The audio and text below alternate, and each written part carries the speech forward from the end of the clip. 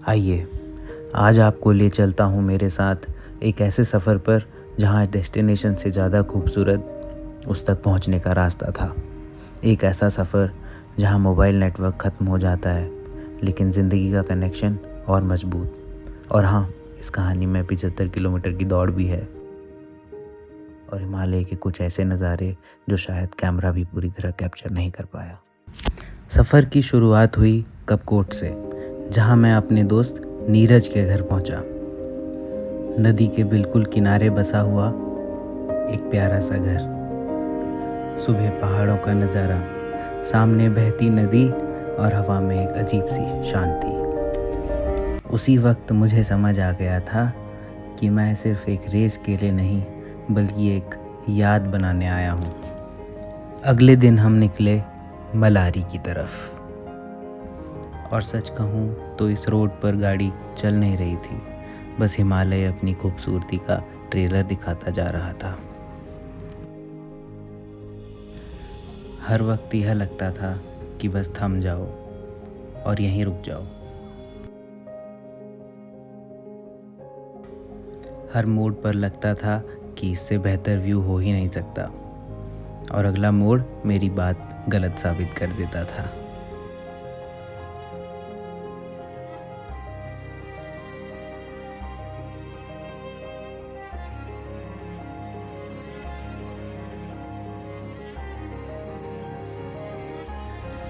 कभी गहरी घाटियाँ, कभी बादलों के बीच से निकलती सड़क, और कभी दूर तक बर्फ से ढकी चोटियाँ।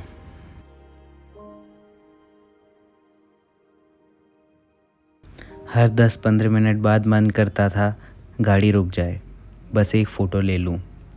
फिर दूसरा व्यू आता और लगता नहीं, इससे बेहतर ये वाला है। वहीं हम रुके द्रोणागिरी पर्वत व्यू पॉइंट पे, जहाँ हमें दिखे दूर बर्फ़ से ढके शिखर, छोटे छोटे गांव और हवा में एक अलग सी ठंडक।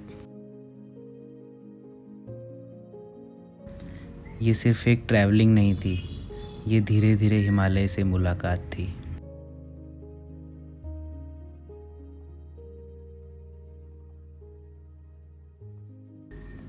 और तब समझ आया कि कुछ जगहों की खूबसूरती डेस्टिनेशन पर नहीं बल्कि उन तक पहुंचने वाले हर मोड़ पर छुपी होती है।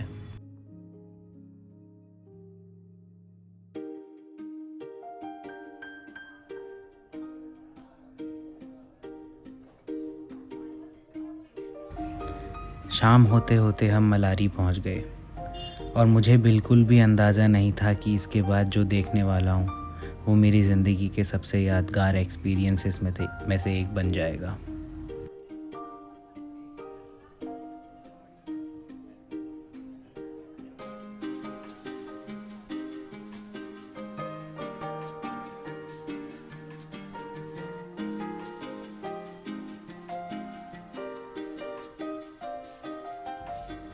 भारत के सबसे दूर और शांत गांवों में से एक। यहाँ वक्त घड़ी से नहीं, सूरज और पहाड़ों से चलता है। वहाँ पहुँच के हमें दूर से दिखा नीति गांव, और हमें मौका मिला नीति गांव की उन छोटी छोटी गलियों में चलने का। ये सिर्फ भारत का एक बॉर्डर विलेज नहीं बल्कि एक ऐसा एहसास था जैसे वक्त यहाँ थोड़ा धीरे चलना पसंद करता हो। पत्थर के पुराने घर, रंग बिरंगे प्रेयर फ्लैग्स, दूर तक खड़े हिमालय और हर तरफ एक सुकून। यहाँ शोर नहीं था, लेकिन हर कोना अपनी एक कहानी सुना रहा था। मलारी की खूबसूरती सिर्फ उन पहाड़ों में नहीं बल्कि वहाँ के लोगों में भी है। जितने ऊंचे ये पहाड़ हैं उतने ही बड़े यहाँ के लोगों के दिल। जिस होमस्टे में मैं रुका वहाँ मेहमान जैसा एहसास ही नहीं हुआ। कुछ ही देर में ऐसा लगा जैसे अपने के घर आ गया हूँ। देखते देखते कब रात गुजरी पता ही नहीं चला, और अगले सुबह मैं निकल पड़ा रेस के स्टार्टिंग पॉइंट में, जहाँ से हमें आईटीबीपी के कैंप में ले जाने वाले थे।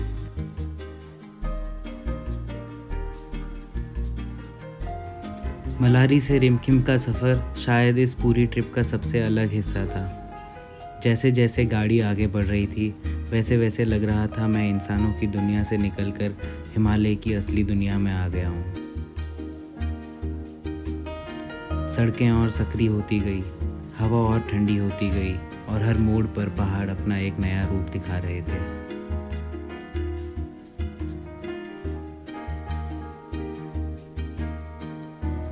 रास्ते में न बड़े होटल्स थे, न भीड़ भाड़, न टूरिस्ट स्पॉट्स, सिर्फ खामोशी, रॉ ब्यूटी और नेचर का असली रूप।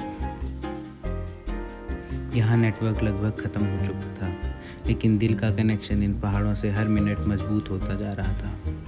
थोड़ी देर बाद हम ITBP कैंप पहुँच गए। समुद्र तल से लगभग 4500 मीटर की ऊंचाई पर बसा ये कैंप हिमालय के बीच एक छोटी सी दुनिया जैसा लगा। अगले 2 दिन यहाँ रहना था और धीरे धीरे बॉडी को ऑल्टीट्यूड के हिसाब से एक्लेमेटाइज भी करना था। सब लोग रेस की बात कर रहे थे, लेकिन असली चैलेंज सिर्फ 75 किलोमीटर्स नहीं था। चैलेंज था हाई ऑल्टीट्यूड, जहाँ हवा में ऑक्सीजन कम होती है, और चैलेंज था टेम्परेचर, जो सुबह के वक्त फ्रीजिंग पॉइंट के आसपास पहुँच जाता था। यहाँ एक छोटी सी चढ़ाई भी प्लेन्स के कई किलोमीटर जैसी महसूस होती थी।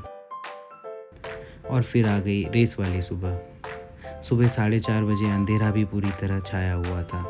ठंडी हवा चेहरे को काट रही थी। टेम्परेचर 0 के आसपास था और आसमान से हल्की हल्की स्नोफॉल हो चुकी थी। गो सुनने की देरी थी और उसी शब्द के साथ सिर्फ रेस नहीं शुरू हुई, एक इम्तिहान शुरू हुआ। हर किलोमीटर के साथ हवा पतली होती गई और सांसें भारी।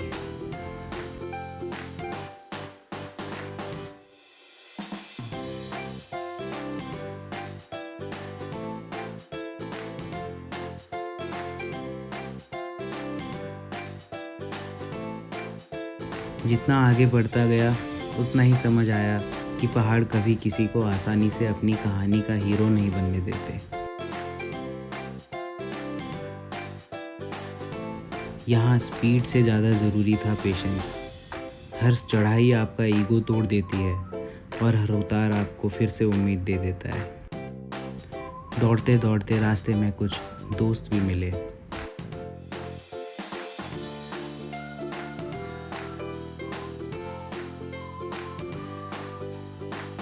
कहीं रास्ते बर्फ़ से ढके हुए थे, कहीं पत्थरों से भरे और कहीं इतनी गहरी खामोशी कि सिर्फ आप अपनी सांसें और दिल की धड़कन सुनाई देती थी।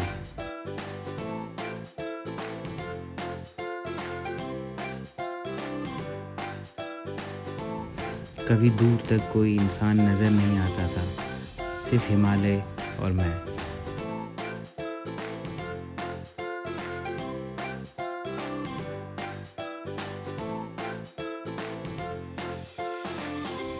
हर एड स्टेशन पर कुछ पल के लिए रुकता, पानी पीता, कुछ खाता, फिर खुद से ही एक बात कहता, बस अगला मोड़, उसके बाद देखते हैं।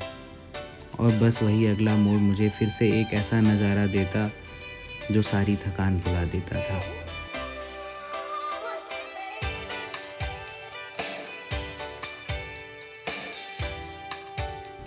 कभी धूप निकल आती थी, कभी बादल पहाड़ों को अपनी चादर से ढक लेते और कभी आसमान से गिरती हल्की बर्फ़ इस सफ़र को और भी यादगार बना देती।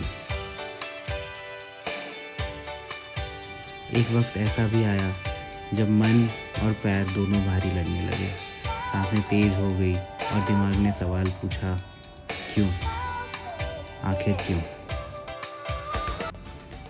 लेकिन मैंने फिर पीछे मुड़कर देखा। जो रास्ता तय कर चुका था वो किसी भी मुश्किल से बड़ा था, और तब जवाब भी मिल गया, इतनी दूर सिर्फ रुकने के लिए नहीं आया हूँ।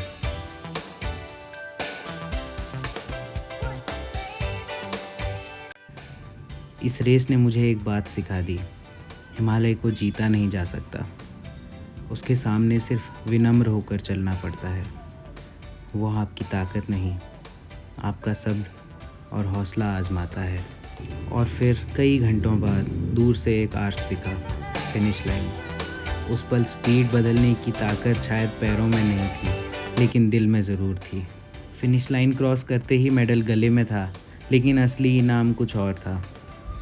75 किलोमीटर के दौरान जो नज़ारे दिखे, जो लोग मिले और जो खुद से बातें की और जो एहसास लेकर मैं वापस जा रहा था।